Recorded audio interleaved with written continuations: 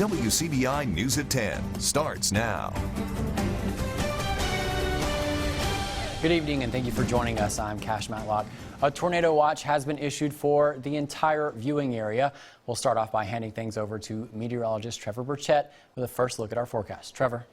Yeah, Cash, that's exactly right. For a while, we had a tornado watch up for the extreme northwestern portion of our area, and that has now been extended to include the entire WCBI viewing area. Off to the north and west, like Lafayette County, that's going to go until 2 a.m. For everyone else, it is in effect until 4 a.m. as this line of storms continues to move through. Let's check in and see what we got coming in right now. Just some new information from the National Weather Service about this storm right here off to the west in Panola County. We've got a severe thunderstorm warning for Lafayette County. That does include the city of Oxford. This storm is producing some pretty large hail, up to 1-inch sized hail, gusty winds, and it also has been showing some signs of rotation. So no tornado warning right now. But if you're in Oxford, if you're in Lafayette County, make sure you have a way to get those weather alerts just in case that storm continues to ramp up. We've got more storms developing off to the west. It's going to be something we're dealing with for at least the next few hours. We're going to keep storms in the forecast overnight tonight through the early morning hours of Sunday. Some of those could be strong to severe. I'll have the full breakdown on what you can expect coming up in just a little bit. Cash. All right, thanks, Trevor. We'll check back in with you a little later. As of this morning, 84 new cases of COVID-19 have been confirmed by the Mississippi State Department of Health. Testing through the Public Health Laboratory and private testing providers helped identify the new positive results. 5 new deaths have also been confirmed in DeSoto, Lee, Perry, Sunflower, and Tippah counties. The state total of cases now stands at 663 with 13 overall deaths. The Mississippi Coronavirus Hotline is the best way to get your questions about COVID-19 answered. You can call anytime at 877-978-6453. The Noxubee County Board of Supervisors has declared a civil emergency for the county. In a new resolution adopted on March 24th, the board has put forth several rules that are as follows. All restaurants, cafes, and convenience stores must operate by drive-through, curbside pickup, grab and go, or delivery methods only. No indoor dining facilities will be allowed to open. Businesses within the county must limit the number of customers inside their facility to 10 people at a time. The Noxubee County Civic Center will be closed until further notice. Anyone caught violating this ordinance could be fined up to $500. President Trump went to Virginia to send off a U.S. Navy hospital ship as it heads to help New York City hospitals overwhelmed with coronavirus patients in the epicenter of the nation's outbreak. CBS News correspondent Nicole Killian is at the White House. President Trump saluted a farewell to the U.S. Naval Hospital ship Comfort as it left Norfolk, Virginia for New York City. This great ship behind me is a 70,000-ton message of hope and solidarity to the incredible people of New York. Officials plan to treat patients not infected with the coronavirus on the ship while keeping people who have the virus isolated in the city's hospitals. Beds will be opened up all over the city for those who are infected. New York City is the epicenter of the coronavirus in the U.S., with some hospitals overwhelmed by the influx of coronavirus patients. Nurses at one New York hospital are speaking out against a new policy ordering masks be reused for days at a time. We feel that this policy is getting nurses sick. The masks are supposed to be one-time use.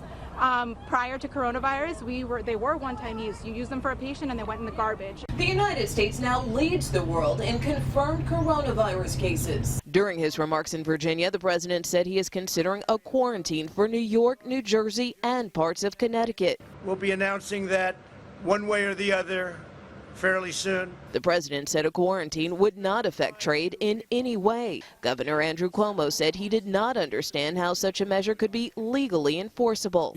I don't even know what that means. I don't even like the sound of it. Meanwhile, the Rhode Island National Guard has begun stopping cars at the border to enforce a 14-day quarantine for any New Yorkers visiting the New England state. Nicole Killian, CBS News, the White House. Governor Cuomo says he plans to postpone New York State's presidential primary to June 23rd because of the coronavirus. Well, in case you missed it, new information says Mississippi is seeing more cases of coronavirus, but we're also seeing more resources. UMMC has a new testing program that they plan to expand in the coming days and weeks. This comes right on the heels of Thursday's announcement that the state is moving to a more aggressive plan of action. As Courtney Ann Jackson explains, UMMC will now lift some of the burden on the state's existing resources. The University of Mississippi Medical Center is sharing good news in a time when everyone is talking about resource constraints. Several weeks ago, we challenged our research scientists in the departments of pathology and microbiology to develop a test that we can use here in-house to test for the coronavirus. The team has been successful in accepting that challenge, and here's how they were able to get the clearance. A few weeks ago, when it became evident nationally that there was going to be a limited number of tests and a major barrier to really accurately tracking this disease, the FDA granted a waiver to academic medical centers to develop their own in-house testing. What usually takes 4 months or so, we've done in about 2 weeks with everyone on board. UMMC students are helping with the assembly of the nasal swabs and testing kits. At first, these tests are being prioritized for patients in UMMC's ICU, other UMMC patients, and employees. But as we ramp up the number of tests that we do over the next few weeks, we will definitely be helping to service the state. Initially, they will be able to process 180 tests per day at UMMC. Continually producing more of the test collection kits, which requires not only the swabs, but the viral media necessary to do that, and acquire ongoing reagents necessary to ramp up those testing. Courtney Ann Jackson, WCBI News. If UMMC can get the other 2 testing platforms up and running soon, they could increase that processing capacity from 180 to 700 per day. Well, the city of Starkville is activating a phone line that citizens can call if they have needs. Mayor Lynn Spruill posted on Twitter Friday morning that the hotline will be manned Monday through Friday from 9 a.m. to 4 p.m. Callers will be able to get information about services and resources local churches are providing, like food, counseling, delivery, and yard care. The number is 662-323-4813. A murder suspect is behind bars in Prentiss County today. Just before 6 o'clock Friday afternoon, officers received an emergency call from the Altitude community. Deputies were on scene within minutes. Once on site, they found the body of a 21-year-old male victim. During their investigation, deputies were able to identify a suspect and recover the weapon used in the shooting. Officers believe the suspect left the scene in a silver Chevrolet Impala and threw the murder weapon out of the window on a county road. The suspect then left Prentiss County and rented a motel room in Tupelo. Investigators traveled to Tupelo, and with the help of Tupelo PD and SWAT, they obtained a search warrant for the motel room and were able to take the 18-year-old suspect into custody. The suspect has been transported back to Prentiss County. The incident remains under investigation. The body of a missing Starkville man is believed to have been found. Investigators with the Oktibbeha County Sheriff's Department say a person was found in the woods near Skinner Road and Oktok Road. The person is believed to be Mr. Abraham Potts, a 69-year-old man who's been missing since March 6th. The body has been sent to the Mississippi Crime Lab for identification. The West Point Police Department needs your help in finding a missing girl. The department took to their Facebook page earlier today to announce that 17-year-old Jakayla Carothers is missing and has possibly ran away. Police say she's 5'5" and weighs about 130 pounds. She was last seen with long hair, wearing a yellow shirt and light denim jeans with rips in them. Police say she was reportedly last seen getting into a gray Ford Mustang. The driver of that vehicle goes by the name of Huncho, and he may be from the Columbus area. If you have any information, please contact the West Point Police Department. Your physical health is a major concern right now, but what about your mental health? We explore this topic next. Don't go anywhere. And as we all face uncertainty about the novel coronavirus, there are things we can do to stay calm. Our DeAndrea Turner spoke with a counselor who has a few ideas about not letting the stress of worrying about your physical health damage your mental health. With new social distancing measures like curbside pickup, not being able to go to the gym, and many of us working from home, a lot of us are facing a new reality. COVID-19 is a threat to our physical health, but the surrounding it and the new forced isolation can also be an effect on our emotional health. Counselor Wendy Wood says it's important not to worry about anything that we cannot control. When we are confined, the last thing we need is our stress level and the chemicals in our body to increase so that our anxiety is worsened. One thing you can do instead is reflect. Being more intentional now with what we want our future to look like, thinking of hopes and dreams, and not so much paying attention to the negative communications and the negative information that we're surrounded with right now. One way you can do that is by keeping track of your feelings, both positive and negative. Since this is unprecedented for all of us, it would be great for us to all keep a prayer journal, a gratitude journal, maybe even a diary of how things are changing day to day and how you're feeling emotionally. Another challenge is finding a balance between staying informed and protecting your emotional health. News is wonderful. We need reputable news sources, but we must limit our time, especially when the news is focused on one thing, such as COVID-19. For people who like to socialize, she says these times call for a little creativity. For extroverts, it can be very hard to participate daily in this social distancing, and it can have a negative impact on our mental health. So it's important to think outside the box. It helps keep your mind occupied with activities like reading, a crossword puzzle, calling a friend, and even exercise. While we're protecting the community, we still need to take care of our own selves from a physical health perspective and a mental health perspective. If you are feeling down, Woods encourages you to call someone you trust or call an emergency hotline.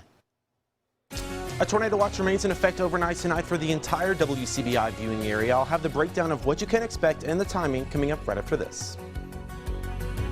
Your WCBI First Alert AccuWeather forecast with meteorologist Trevor Burchett. We're keeping tabs on a very wide-stretching storm system across the eastern half of the United States. That low pressure all the way up in Iowa, it's responsible for all of this, and it's caused quite some trouble today. We had a tornado go right through Jonesboro, Arkansas, caused some considerable damage there.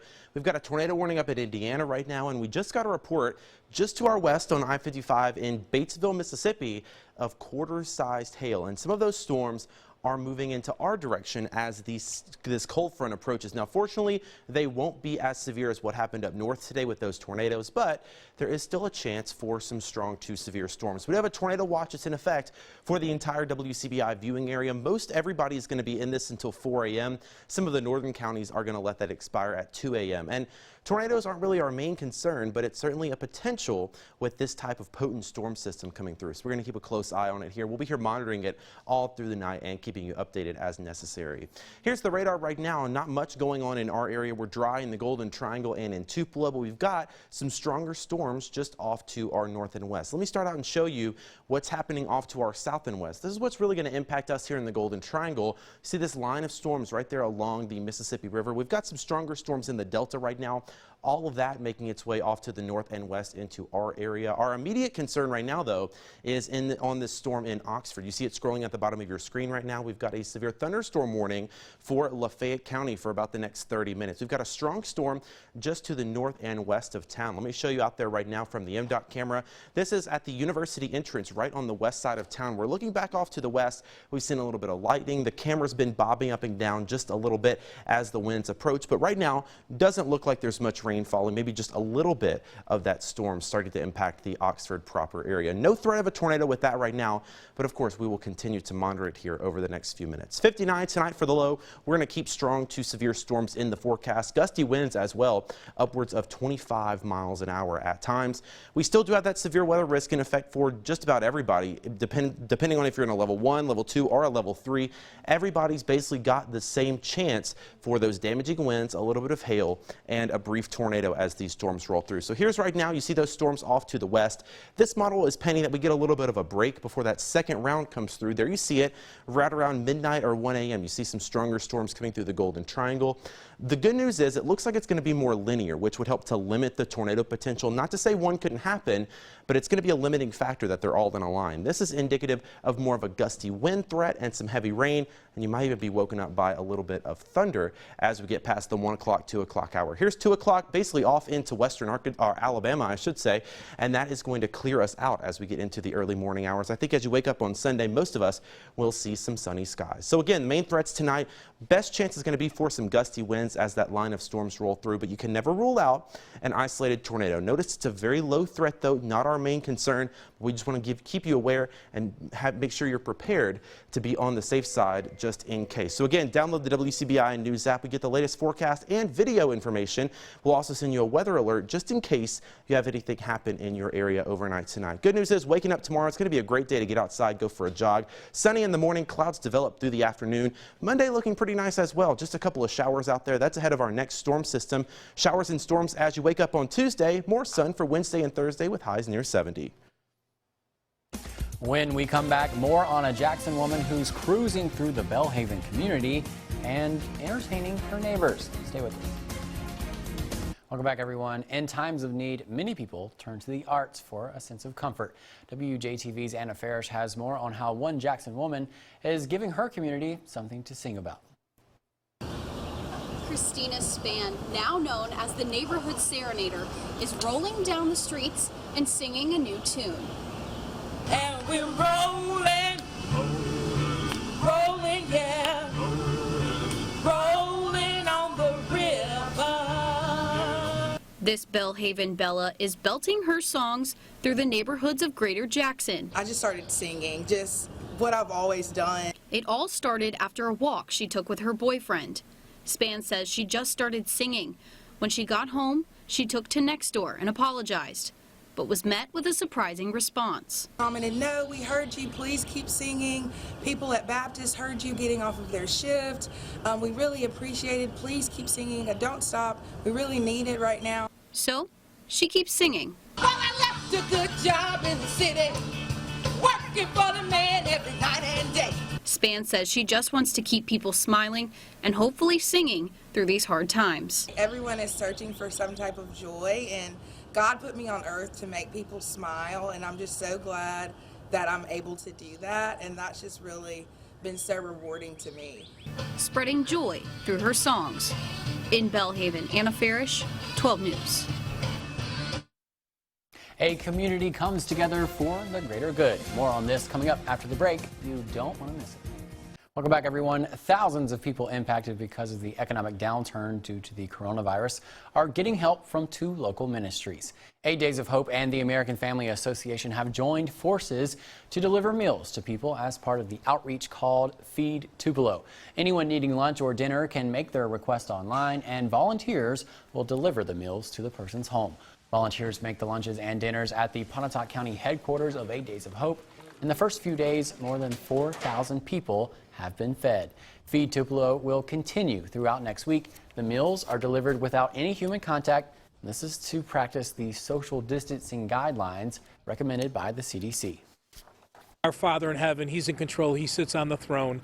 And at the end of the day, whenever we do something ministry, we learn a lot by our own mistakes. Well, in 2 days, the team of leaders here, not me, I promise you, they're an amazing group of talented people, very gifted, working with our friends at AFA-AFR. They've come up with this system. This is something new for us. Now, here's the good news. When bad things happen, we learn. We believe this is something that we can implement nationwide, and we're praying that through as we speak. So a lot going on with 8 Days of Hope as always. To learn more, request meals, or volunteer to deliver meals, go to our website at WCBI.com. With children in Mississippi out of school until April, area teachers have taken it upon themselves to keep in touch with their students from a distance. Friday, dozens of teachers and administrators from the Aberdeen School District stopped traffic as they paraded through the city streets for the second time this week. Their message was a simple one: we miss you. Organizers say they wanted a creative way to stay in touch with their students while school is not in session. Many teachers hung banners from their car doors with encouraging messages like "keep reading" and "see you soon." Well, of course, we're out of school, and I was on Facebook, and I saw another group of teachers doing this throughout their neighborhoods and their school, and I immediately contacted Miss Jones, because if anything happens, Miss Jones is also going to do it too. So I thought, the two of us getting this together, we would have a pretty good group. I hope that that they're able to see that we're still here, that we haven't forgotten them, and that we can't wait to see them back April, hopefully. The first Aberdeen Teacher Parade took place earlier this week on Wednesday. We're going to take a quick break, but when we come back, Trevor is going to have a final look at weather.